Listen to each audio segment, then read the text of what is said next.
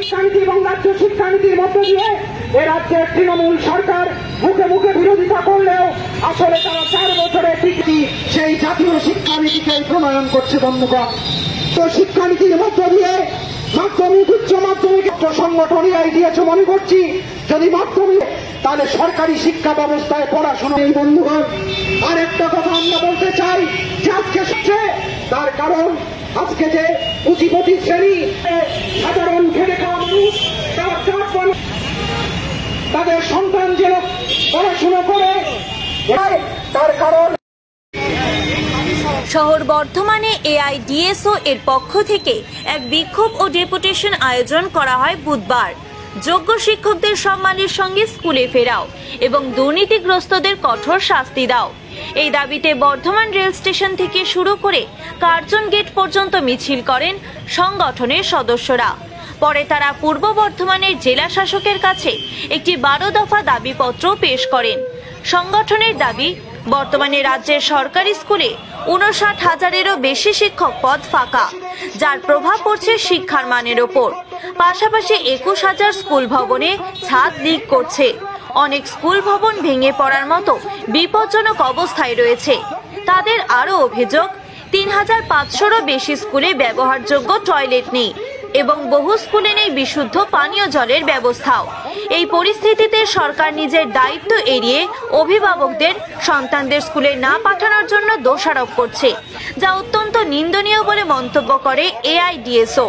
এদিন বিক্ষোভকারীরা আরজিকর হাসপাতাল ও কসবা ধর্ষণ কাণ্ডের প্রসঙ্গ তুলে ধরে বলেন, এই গুরুতর অপরাধে রাজ্যের শাসক দল নীরব ভূমিকা নিচ্ছে। অবিলম্বে দোষীদের কঠোর শাস্তির দাবি তোলেন তারা। ছাত্র সংগঠনের পক্ষ থেকে 11 দফা দাবিতে আজকে ডিএম এর কাছে ডেপুটেশন দিতে এসেছি। আজকে সরকারি শিক্ষা ব্যবস্থা ধ্বংসের মুখে দাঁড়িয়ে আছে।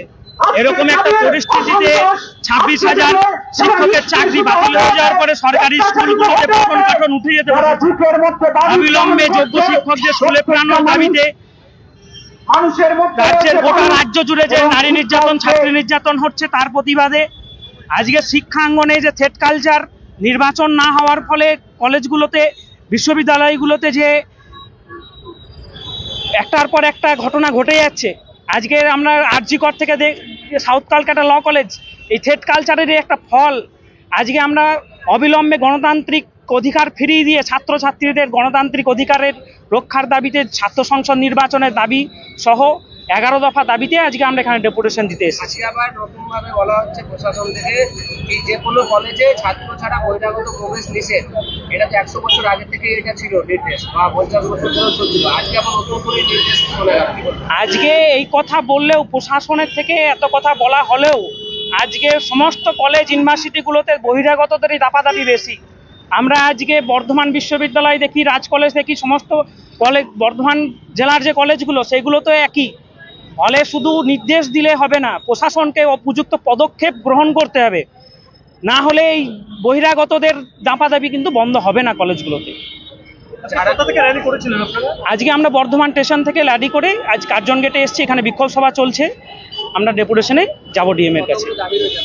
11টা দাবি আছে। শিক্ষকদের সম্মানের সঙ্গে স্কুলে ফেরানোর দাবিতে, দুর্নীতিগ্রস্তদের শাস্তির দাবি, স্কুল যে সেমিস্টার চালু হয়েছে একাদশ দ্বাদশ শ্রেণীতে সেগুলো বাতিল করে দিয়ে উচ্চ মাধ্যমিকের বোর্ড পরীক্ষা চালু করা, 4 বছরের ডিগ্রি কোর্স বাতিল সহ 11 দফা দাবিতে আমরা আজকে ডেপুটেশন কর্মসূচি করছি। আমার নাম সন্তু মণ্ডল। আজকে আমাদের ডিএম অফিসে বিক্ষোভ ডেপুটেশনের আমরা ডাক দিয়েছি। আপনারা জানেন, কয়েকদিন আগে ঘটে যাওয়া সাউথ ক্যালকাটা ল কলেজে যে ছাত্রীকে ধর্ষণ করা হয়েছে এবং তার সাথে জড়িয়ে আছে তৃণমূল ছাত্র সংগঠনের যে নেতা। ফলে আজকে সমস্ত কলেজ বিশ্ববিদ্যালয়গুলোতে শাসক দলের যে ছাত্র সংগঠন, তারা যে একটা দুর্নীতি, থ্রেড কালচারের পরিবেশ তৈরি করে রেখেছে, যার ফলে একটার পর একটা আমরা দেখছি যে ছাত্ররা কলেজে গেলে তারা যে ভীতির পরিবেশের সামনে পড়ছে, তারা যে সম্মুখীন হচ্ছে। ফলে আজকে কিন্তু এই থ্রেড কালচার এর যে ঘটনা একটার পর একটা চলেছে কলেজগুলোতে, তার ফলেই কিন্তু আরজিকর থেকে শুরু করে আমরা দেখছি সাউথ ক্যালকাটা ল কলেজ এবং সারা বাংলার বিভিন্ন জায়গাতে আজকে নারী নির্যাতন ঘটে চলেছে। এবং তার সাথে আমরা শিক্ষা আন্দোলন সারা জেলা জুড়ে, সারা রাজ্য জুড়ে যে সংগঠিত করছি, আপনারা জানেন যে যোগ্য শিক্ষকদের যে চাকরি যেভাবে কেড়ে নেওয়া হলো আজকে, সেই যোগ্য শিক্ষকদের চাকরি কেড়ে নেওয়ার মূল কারণ যেখানে দুর্নীতি, এবং দুর্নীতির সাথে যেখানে যোগ্য শিক্ষকরা কোনোভাবেই যুক্ত নয়, তাদের নামে কোনো অভিযোগ নেই, অথচ এই যোগ্য শিক্ষকদের যেভাবে চাকরি কেড়ে নেওয়া হলো এর সাথে জড়িয়ে আছে রাজ্যের হাজার হাজার সরকারি স্কুলের ভবিষ্যৎ, হাজার হাজার ছাত্রছাত্রীদের ভবিষ্যৎ। ফলে আজকে নানান দাবি নিয়ে আমরা এই ডেপুটেশন বিক্ষোভ অভিযানের ডাক দিয়েছি। হ্যাঁ, অবশ্যই আমাদের আন্দোলন ধারাবাহিকভাবে চলছে এবং চলবে। ছাত্র সংগঠন এআইডিএসওর পূর্ব বর্ধমান জেলা কমিটির পক্ষ থেকে আপনারা দেখছেন যে আজকে সরকারি অবহেলায় কিভাবে সরকারি শিক্ষা প্রতিষ্ঠান একটার পর একটা ধ্বংস হয়ে যাচ্ছে। আজকে আমাদের রাজ্যের ৮,২০৭টা সরকারি স্কুল উঠে গেছে সরকারি নির্দেশিকা অনুসারে।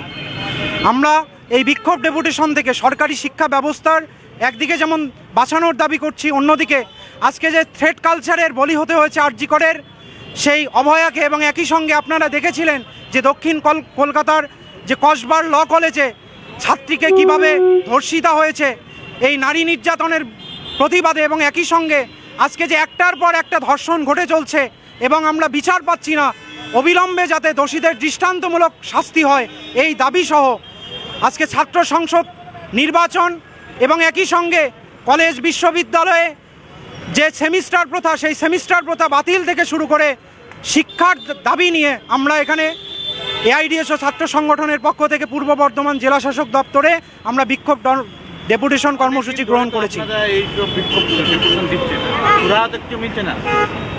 সুরাজে কিছুই হচ্ছে না এরকমটা নয়। আজকে আমরা এই বিক্ষোভ ডেপুটেশন থেকে আমরা সাধারণ মানুষের কাছে এই আহ্বানটা রাখতে চাই যে অবিলম্বে আজকে সমবেত হতে হবে। আজকে একটার পর একটা যে আক্রমণ নেমে আসছে সাধারণ মানুষের উপর, শিক্ষা থেকে শুরু করে স্বাস্থ্য, এর বিরুদ্ধে একমাত্র গণ আন্দোলন ছাড়া কোনো রাস্তা নেই। এই গণ আন্দোলনের বার্তাটাই আমরা পৌঁছে দিতে চাই এবং আমরা জেলা শাসককে জানাতে চাই যে আজকে সরকারি শিক্ষা প্রতিষ্ঠান যেভাবে ধ্বংস হয়ে যাচ্ছে, আগামীতে গরিব মধ্যবিত্ত ঘরের ছেলেমেয়েদের পড়াশোনা বলে কিছু থাকবে না।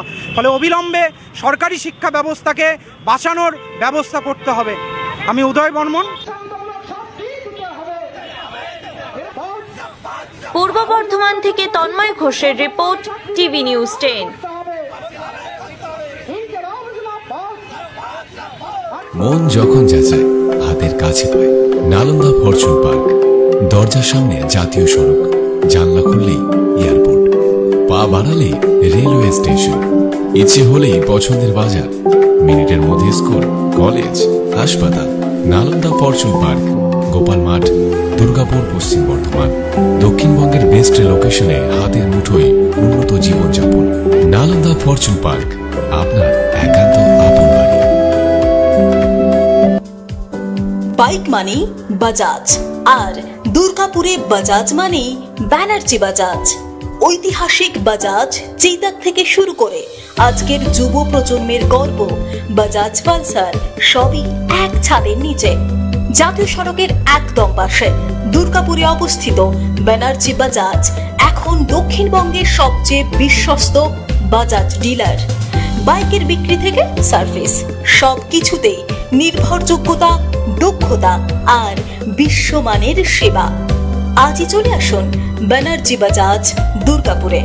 বাইক কিনুন আর বাজাজের গর্ব অনুভব করুন।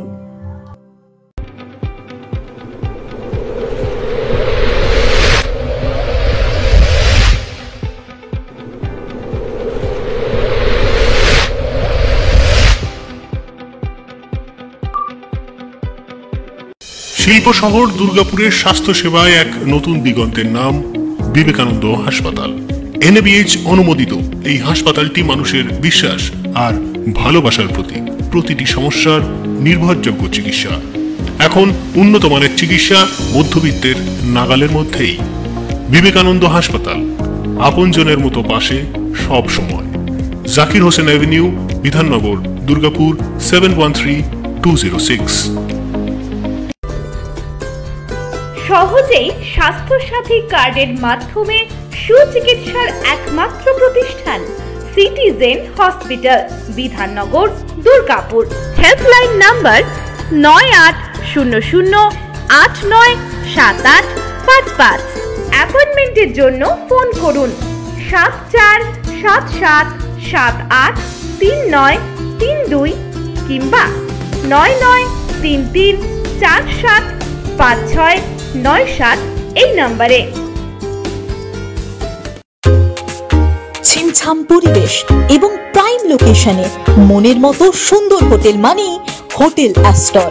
হোটেল অ্যাস্টরে আপনি পাবেন মনের মতো সিঙ্গেল এবং ডাবল বেডের অত্যাধুনিক সুবিধাযুক্ত রুম, পাবেন রকমারি জিভে জল আনা স্বাদের ইন্ডিয়ান, চাইনিজ এবং কন্টিনেন্টাল ভ্যারাইটি ডিশ দিয়ে সাজানো ঝাঁ চকচকে ব্যাংকুয়েট। সিটি সেন্টারের ক্ষুদিরাম বসু সরণির মতো অভিজাত এলাকার আপনার মনের মতো রুম পেতে আজই যোগাযোগ করুন hotel Astor, city centre, Durgapur 16।